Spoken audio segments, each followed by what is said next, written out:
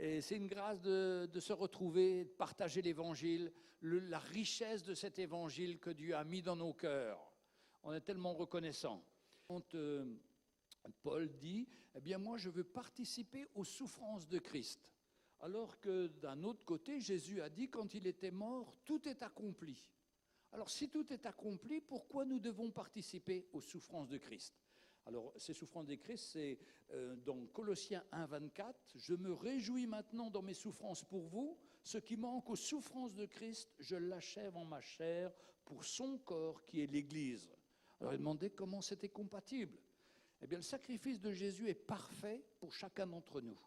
Le sacrifice de Jésus nous permet d'effacer nos péchés, d'avoir cette vie nouvelle, de naître de nouveau, de marcher dans la lumière, de marcher transformé par le Seigneur. Mais nous sommes appelés à porter l'Évangile. Et Jésus nous a dit qu'ils m'ont persécuté, ils vous persécuteront aussi.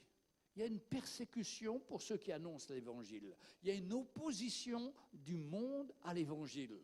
Même notre gouvernement s'oppose à l'Évangile. Il veut faire une loi, une police religieuse, pour que ce qu'on prêche à l'Église soit conforme à la pensée du gouvernement. Et vous savez quelle est la pensée du gouvernement actuellement, hein, c'est la liberté, c'est la PMA, c'est le mariage pour tous, c'est tout ça. Donc, on sera persécuté et on a à souffrir pour Christ. Et il faut accepter ça comme une grâce, disait Paul. C'est une grâce de participer à l'œuvre du Seigneur et de donner nos vies. Et croyez-moi que quand on est persécuté, quand il y a la persécution, ça nous fortifie dans notre foi. Parce qu'il n'y a plus qu'une chose à faire, c'est de se confier dans le Seigneur. Alors on ne sait pas, nous on n'est pas beaucoup persécutés comparé à nos frères du Pakistan ou comparé à nos frères de l'Inde ou de la Chine. Mais un jour peut-être les choses changeront. Mais vous savez, l'Église n'est jamais aussi forte que quand elle est persécutée. Quand les gens vivent dans le confort, il n'y a pas grand-chose qui se passe. Parce qu'on a toutes les sécurités en France. Mais le jour où nos sécurités sont enlevées et que notre sécurité devient le Seigneur, on peut vraiment voir sa main et sa grâce et on cherche la communion avec le Seigneur. Parce que vous savez, la richesse qu'on a, c'est cette communion avec le Seigneur. Et nous, on se laisse aller. On écoute les informations en se levant le matin. Ce n'est pas la meilleure chose qu'on fait parce que c'est toujours des mauvaises nouvelles. Par contre, si on écoute la parole de Dieu et qu'on cherche auprès du Seigneur sa direction à travers la communion qu'on peut avoir avec le Seigneur, le Seigneur va nous donner sa direction, son encouragement, sa parole, et ça va venir nous construire, nous établir. Et nous, on croit qu'on est libre. Mais non, mes frères et sœurs, on est libre pour servir le Seigneur encore en France. Profitons de ces moments pour toujours veiller à une relation avec le Seigneur de plus en plus forte et une intimité avec le Seigneur. Parce que ce que j'ai vu beaucoup en Afrique aussi, c'est, comme je vois en France, beaucoup de chrétiens qui ne lisent plus leurs paroles, qui ne lisent plus la Bible.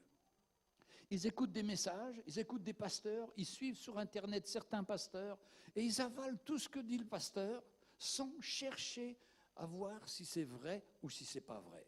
Regardez dans le livre des Actes, au chapitre 17 et au verset 11.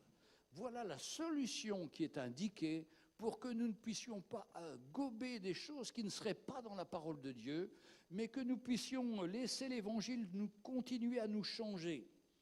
Donc, alors, acte 17, verset 11, bon, la deuxième partie, ces Juifs avaient des sentiments plus nobles que ceux de Thessalonique.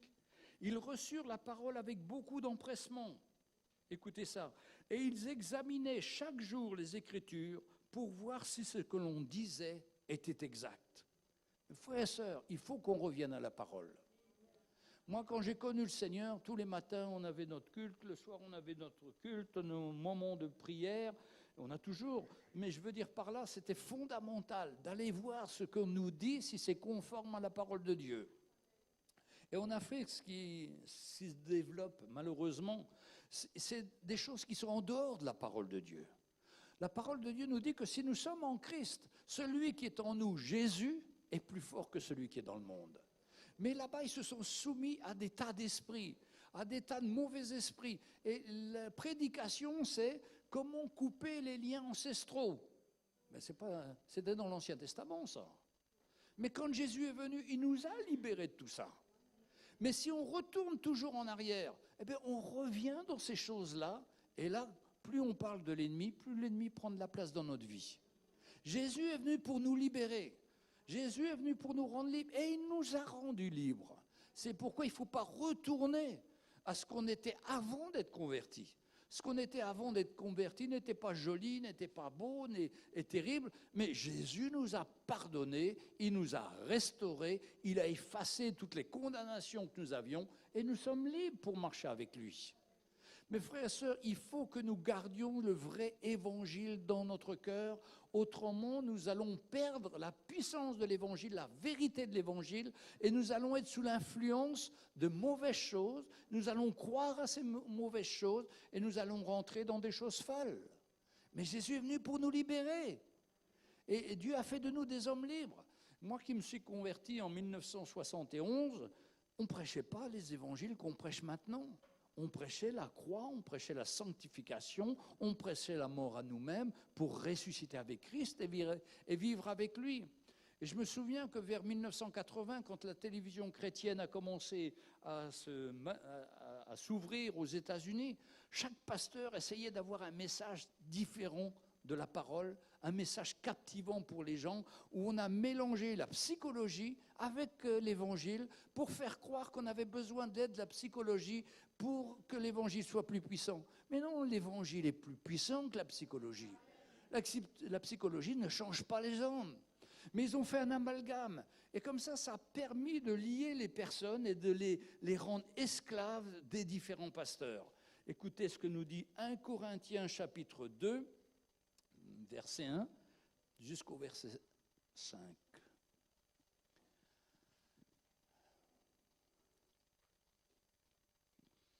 Pour moi, frère, lorsque je suis allé chez vous, ce n'est pas avec une supériorité de langage ou de sagesse que je suis allé vous annoncer le témoignage de Dieu, car je n'avais eu la pensée de savoir parmi vous autre chose que Jésus-Christ et Jésus-Christ crucifié.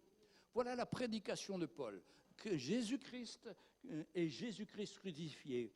Alors il explique que moi-même j'étais auprès de vous dans un état de faiblesse, de crainte, de grand tremblement. Et ma parole et ma prédication ne reposaient pas sur les discours persuasifs de la sagesse, mais sur une démonstration d'esprit et de puissance, afin que votre foi soit fondée non sur la sagesse des hommes, mais sur la puissance de Dieu. Mes frères et sœurs, notre foi ne doit pas être fondée sur la sagesse des hommes. La sagesse, ça peut être la sagesse d'un pasteur, d'un grand pasteur qu'on connaît, alors on veut suivre son message. Mais non, on doit aller voir, donc, comme Acte 17, verset 11, aller voir ce qu'il dit est conforme à la parole de Dieu. Et si ce n'est pas conforme, on ferme le bouton, on arrête. Parce que nous, on veut que notre vie, elle soit changée dans tous les domaines et que la puissance de Dieu puisse se manifester dans notre vie. Parce que la sagesse des hommes, il faut s'en méfier, les frères et sœurs. On a un président qui se dit un homme sage et qui descend de je ne sais plus qui, de qui il a raconté, d'un dieu grec. Mais c'est de la folie, c'est de la séduction, c'est du mensonge. Nous, notre foi, elle est basée sur le Seigneur et sur la mort et la résurrection du Seigneur. Il n'y a pas d'élément plus puissant pour nous changer. Le reste, c'est la sagesse des hommes, c'est le baratin des hommes, c'est les belles phrases. Tout ça pour être captif par ces hommes. Mais le Seigneur nous a appelés à la liberté. Alléluia. Et il dit, c'est sans la sagesse du langage. Bon, vous avez peut-être trouvé que moi et plusieurs pasteurs, quand on parle, on fait des fautes, on met des mots mauriciens maintenant dans notre prédication, ça vous rend malade. Mais écoutez, laissez tout ça tomber. Au moins, vous êtes sûr que vous n'avez pas la sagesse des hommes qui est expliquée. Mais on a encore des travers et des manquements, mais ce n'est pas grave. Ce qui compte, c'est la puissance de Dieu. Je me souviens quand il y a eu le réveil du Pays de Galles, on a appelé ça en France, le réveil pentecôtiste est arrivé au Havre. C'était des Anglais qui prêchaient, ils prêchaient avec un accent français terrible, terrible. Et ils disaient, allez, répétez avec moi, répétez avec moi. Tout le monde se moquait. Et les pasteurs réformés, ils disaient, mais c'est incroyable, nous on a un beau langage, nous on prépare notre prédication pendant 8 jours, il n'y a pas de faute. Mais quand on appelle les gens à se convertir, ils ne se convertissent pas. Eux, ils saccagent le français, ils sabotent le français, mais quand il y a l'appel, tout le monde vient et tout le monde est touché. C'est vrai, mes frères et sœurs. Il ne faut pas avoir peur des mots, il ne faut pas avoir peur, il faut plutôt avoir peur de la sagesse du langage, des belles phrases. Non, ce qu'il faut, c'est la puissance de l'Évangile. Et la puissance de l'Évangile, c'est la puissance de la repentance où on revient parce qu'on réalise notre état. Il n'y a pas de plus grande chose dans l'Évangile que de réaliser notre état et de dire « Seigneur, j'ai encore raté aujourd'hui. Mais aujourd'hui, Seigneur, je m'approche. Je ne veux pas rester dans mon état. Je veux que tu me changes, Seigneur. Alors je te demande pardon, je m'humilie. » Et quand on s'humilie, le Seigneur nous relève. Et sa grâce se manifeste. L'Évangile vient toucher notre cœur. Mais par la sagesse des mots, vous n'allez pas changer. Vous allez rester les mêmes. Hein? Comme un petit garçon, il revient de la prédication et sa maman lui a dit « Alors, qu'est-ce qu'il a parlé, le pasteur ?» Le pasteur, il a parlé du péché. Ah bon. Et qu'est-ce qu'il a dit? Ah ben, il était contre. Bon, c'est tout ce qu'il savait. Mais quand l'Évangile vient, c'est pas des mots qu'on entend, c'est que notre cœur est confronté par le Seigneur. Et qu'on s'approche de lui et il nous pardonne, il nous relâche, on repart heureux et joyeux de lui appartenir. Alléluia. Alors, concernant la persécution, le Seigneur a dit lui-même, dans Jean, chapitre 15, verset 20, 15, verset 20, « Souvenez-vous de la parole que je vous ai dite, le serviteur n'est pas plus grand que son maître, ils m'ont persécuté, ils vous persécuteront aussi. » Ce n'est pas une honte d'être persécuté, au contraire, c'est de ressembler encore davantage au Seigneur. On accepte, ils ne comprennent pas, ils n'ont pas l'esprit ouvert, ils ne connaissent pas le Seigneur. On est persécuté, mais gloire à Dieu. Moi, je veux tenir ferme dans la persécution et m'attendre au Seigneur, parce que c'est lui qui nous protège, qui nous garde, hein, et qui va nous faire grandir en lui. Alléluia. Et frères et sœurs, si on n'est pas persécuté, c'est qu'on est vraiment semblable au monde. Et si on est semblable au monde, ben, l'Évangile n'est pas puissant en nous. Mais si on est persécuté parce qu'on dérange, parce qu'on amène une parole qui tranche, ben y a de l'opposition. Ce n'est pas grave. Le Seigneur est en train de faire son œuvre. Et on est reconnaissant au Seigneur. Alléluia. Ce matin, je voudrais continuer en parlant dans la première épître de Jean au chapitre 1, et première épître de Jean, chapitre 1, verset 1. 1 Jean 1.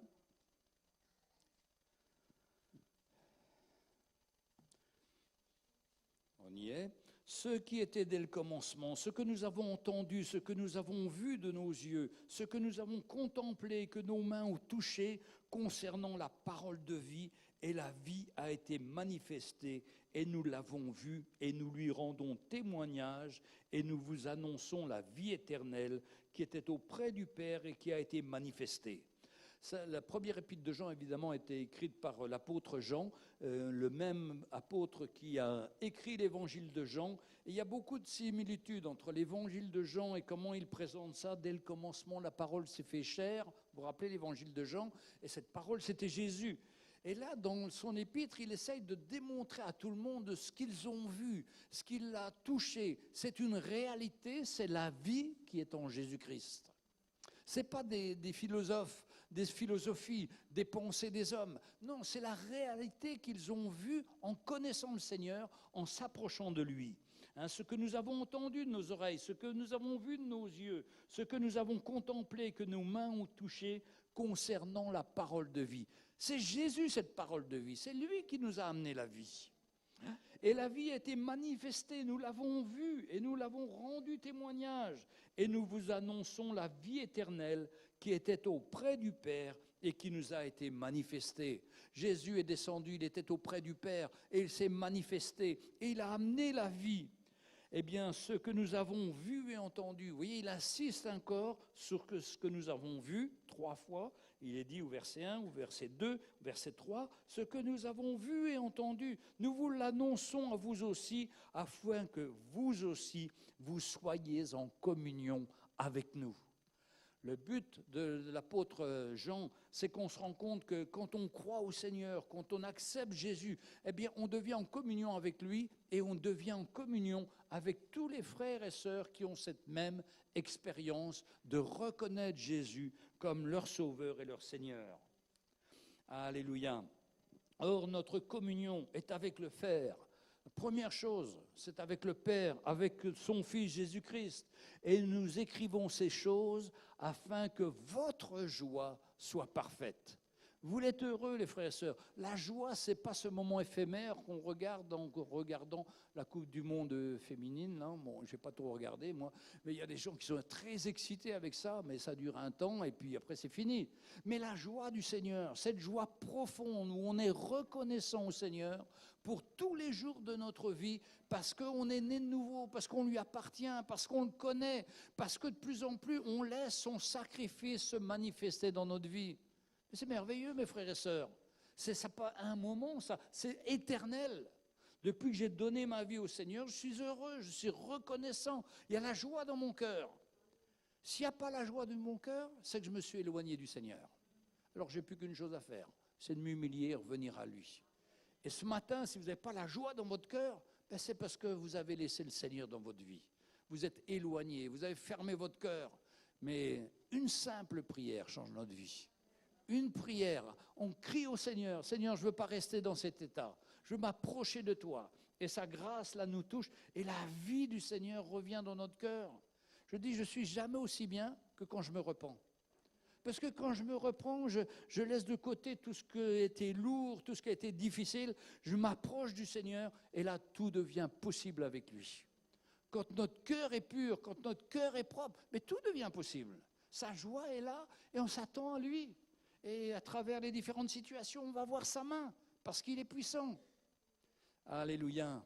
Frères et sœurs, je vois souvent les problèmes qu'on peut avoir, nous, ici en France, dans notre vie chrétienne, les petites choses qui nous dérangent. Mais là-bas, j'ai vu en Afrique des grandes choses qui peuvent les déranger. Mais ils ont une foi vivante. Mais ils font confiance au Seigneur. Ils s'attendent à lui. Et Dieu pourvoit à leurs besoins. Vous savez, c'est un témoignage extraordinaire ce que Pierre et Janine vivent. Ils ne s'attendaient pas à tout ça, ils ne s'attendaient pas à vivre ces choses-là. Mais le Seigneur les a appelés et le Seigneur les a équipés. Parce que quand on est appelé à servir le Seigneur nous équipe. Et il nous donne ce qui est nécessaire, c'est sa grâce. Et quand on avance par la foi, eh bien on voit sa main qui continue à nous conduire. Et ça remplit notre cœur de joie. La joie de Pierre et Janine de voir ses enfants. Extraordinaire. Ils sont tellement reconnaissants. Ils sont tellement reconnaissants au Seigneur parce qu'eux-mêmes n'avaient pas pensé à tout ça. S'ils ont donné aux enfants de la nourriture, c'était leur cœur qui s'exprimait. Ils ne pensaient jamais que les enfants allaient devenir membres de l'Église, allaient être des gens actifs dans l'Église. Mais ils ont obéi au Seigneur et ils ont donné à ces enfants. Eh bien, le Seigneur a multiplié, c'est lui qui a conduit. Et on n'y avait même pas pensé. Et quand j'ai parlé de ça à Mickey, il me dit, mais c'est merveilleux la grâce du Seigneur. Comment le Seigneur a ouvert les portes. Parce que personne ne connaissait, enfin peu de gens connaissaient le travail que faisaient Pierre et Janine. On entendait d'un petit groupe, on pensait à sa belle-mère, on pensait à sa belle-mère qui vient ici de temps en temps, et la sœur de Janine. Mais quand on va là-bas, il y a une véritable église. Le Seigneur a construit son église là-bas. Et cette église, elle brille. Elle brille si bien que les pasteurs sont venus à cause de ça. Parce qu'ils ont vu qu'il y avait un message qui était puissant et qu'ils ont besoin de ce message pour une œuvre du Seigneur. Et ça, c'est la joie de Pierre et Janine. Ils n'ont pas de salaire, ils n'ont pas de soutien important, mais ils comptent sur le Seigneur. Et ça remplit leur cœur de joie. On continue verset 5 de première épître de Jean, chapitre 1, verset 5. La nouvelle que nous avons apprise de lui et que vous nous annonçons, c'est que Dieu est lumière et qu'il n'y a point en lui de ténèbres. Si nous disons que nous sommes en communion avec lui et que nous marchons dans les ténèbres, nous mentons et ne pratiquons pas la vérité. Ça, c'est tout l'évangile qui est résumé, mes frères et sœurs. La nouvelle que nous vous annonçons, c'est que Dieu est lumière. C'est la lumière de ta vie, c'est la joie de ta vie, c'est la grâce de Dieu dans ta vie qui veut éclairer ta vie. Si tu n'es pas satisfait de ta vie, c'est parce que tu ne t'approches pas assez de la lumière. Et il dit que, et si nous marchons dans les ténèbres, mais on ne peut pas avoir cette lumière. Si nous disons que nous sommes en communion avec lui et que nous marchons dans les ténèbres, ce n'est pas possible. Donc ces ténèbres, il faut les chasser de notre vie. Il faut que sa lumière puisse agir puissamment, sa joie, sa vie. Et c'est là qu'il nous demande de donner tout notre cœur au Seigneur. Et qu'on ne doit pas garder des parties en disant « Ah ben ce mois-ci, non ben je ne vais pas compter sur le Seigneur, je vais compter sur mon compte en banque. » Ah ben vous serez déçus. Et ça ne vous satisfera pas. Mais si vous comptez sur lui, sa lumière va venir amener la lumière dans votre vie. Il y a un verset qui dit « Dans ta lumière, nous voyons la lumière ». C'est dans les psaumes. Hein. Quelle grâce! C'est dans sa lumière, à lui. Hein. Nous sommes... Alors, donc si nous marchons dans les ténèbres, nous mentons et nous ne pratiquons pas la vérité. Il est temps de se repentir, les frères et sœurs. Il est temps de se repentir si on n'est pas satisfait de notre vie. Il y a encore des ombres d'ombre. Amenons-les au Seigneur. Mais si nous marchons dans la lumière comme il est lui-même dans la lumière, nous sommes mutuellement en communion et le sang de Jésus, son Fils, nous purifie de tout péché. Alléluia. On a besoin d'être purifié de tout péché. Le péché vient tellement vite, il y a tellement de choses où on tombe, mais on demande pardon au Seigneur. On revient à la lumière. Et là, le sang de Jésus nous purifie de tout péché. Et on peut marcher, malgré nos faiblesses, malgré notre chair, dans la victoire avec le Seigneur. Vous savez, le roi David, c'était un homme qui était selon le cœur de Dieu, mais il était faible, il est tombé avec une femme, Bersheba. Mais il a su s'humilier, il a su reconnaître son état. Et il a demandé à Dieu. Et tant qu'il ne demandait pas à Dieu, il disait, tant que je me suis tu, mon cœur se lamentait. Hein, j'étais comme desséché. Mais quand j'ai avoué mon péché, Dieu m'a pardonné. Alléluia. Ça doit être notre expérience, les frères et sœurs. Ça doit être notre expérience que nous vivons tous les jours avec le Seigneur. Alors, si nous disons que nous n'avons pas de péché, nous nous séduisons nous-mêmes. Alors, ok. Non, je reviens à la phrase avant, verset 7. Mais si nous marchons dans la lumière, comme il est lui-même dans la lumière, nous sommes mutuellement en communion. Être en communion avec le Seigneur, savoir qu'on est conduit par lui, qu'on est dirigé par lui, qu'on n'est pas en train de faire notre plan, mais qu'on cherche son plan. Mais il nous éclaire et il nous conduit. Et le sang de son Fils nous purifie de tout péché. Alléluia. Si nous disons que nous n'avons pas péché, nous nous séduisons nous-mêmes. Et la vérité n'est point en nous. Il n'y a pas de honte à reconnaître son péché. Au contraire, c'est une grâce, c'est ce qui nous libère. Mais si nous ne reconnaissons pas, eh bien, nous ne pouvons pas marcher dans la lumière. Nous nous séduisons nous-mêmes. Si nous confessons nos péchés, il est fidèle et juste pour nous les pardonner et pour nous purifier de toute iniquité. Alléluia. Pour ça, il n'y a pas de honte à s'approcher, même tous les dimanches, même tous les jours devant le Seigneur pour s'humilier. C'est le moyen que Dieu a pourvu pour qu'on puisse être libéré, pour qu'on puisse être libre. Si nous disons que nous n'avons pas de péché, nous le faisons menteur et sa parole n'est point en nous. Reconnaissons nos péchés, reconnaissons nos faiblesses, reconnaissons qu'on passe à côté, qu'on s'énerve avec notre conjoint, que tout de suite la chair revient. Mais humilions-nous, reconnaissons et tournons-nous vers le Seigneur. Et vous savez, il n'y a pas de plus grande force pour un chrétien d'être en communion avec le Seigneur. On peut passer par des épreuves terribles, mais il est là. Il prend soin de nous, il nous fortifie, il nous équipe, il nous donne une parole d'encouragement. Et au lieu de regarder aux choses catastrophiques que l'on voit avec nos yeux, on regarde un peu plus haut, on regarde au Seigneur. Et c'est lui qui agit et qui prend les situations en main. Et sa réponse est toujours la meilleure, parce que c'est lui qui conduit notre vie. Ne nous privons pas de la grâce de Dieu, ne nous priverons pas du pardon du Seigneur. Au contraire, celui qui est humble, Dieu l'élève. Celui qui est orgueilleux, il n'y a rien à faire pour lui. Mais celui qui est humble de cœur et qui reconnaît son état, Dieu l'élève. Dieu fait grâce aux humbles, il résiste aux orgueilleux. Hein? Qu'on puisse être fortifié, encouragé chacun d'entre nous. On va se lever et on va parler au Seigneur.